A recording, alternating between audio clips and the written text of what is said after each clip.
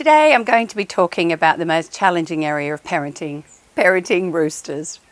Many of you have heard me speak about the continuum of parenting, that you have little lambs up one end that are sensitive and gentle, and up the other end we have roosters who are strong, feisty, enormous amounts of energy, argue all the time, make you feel a really, really lousy parent, just wear you out, won't wear that, will not eat that, and I don't want to share any of my stuff.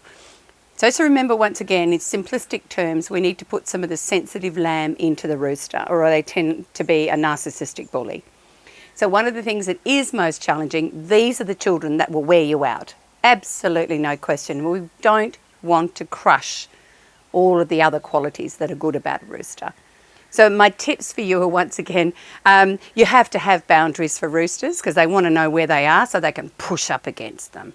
Once again, that is really important. With none, they can become really quite willful at times.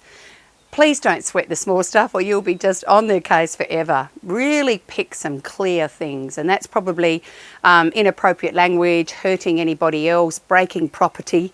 Go for the big ones, and sometimes just let some of those little things go because they are exuberant, and sometimes with their energy they can damage things accidentally.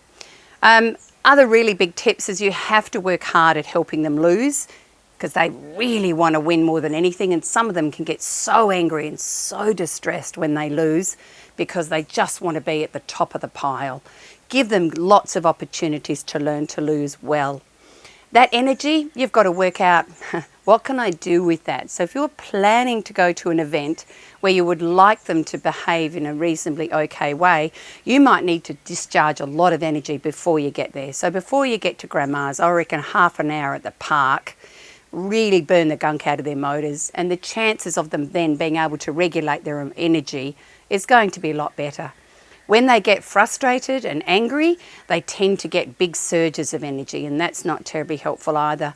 So you've got to constantly keep an eye out for when they build up energy, when they are starting to get emotionally overloaded, and we need to take them away quietly and speak to them rather than full front on, because that is a power struggle.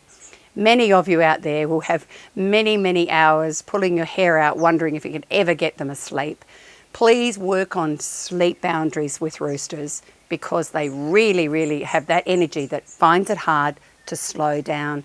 Anywhere you can teach calming strategies, breathing, visualizations, even kids yoga is a really good tool to weave into a rooster's life so that they've got strategies later in life that they can bring themselves into a place that's probably a bit closer to normal.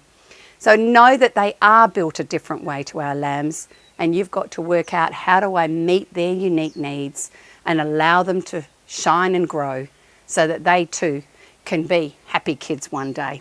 Good luck with those gutsy roosters.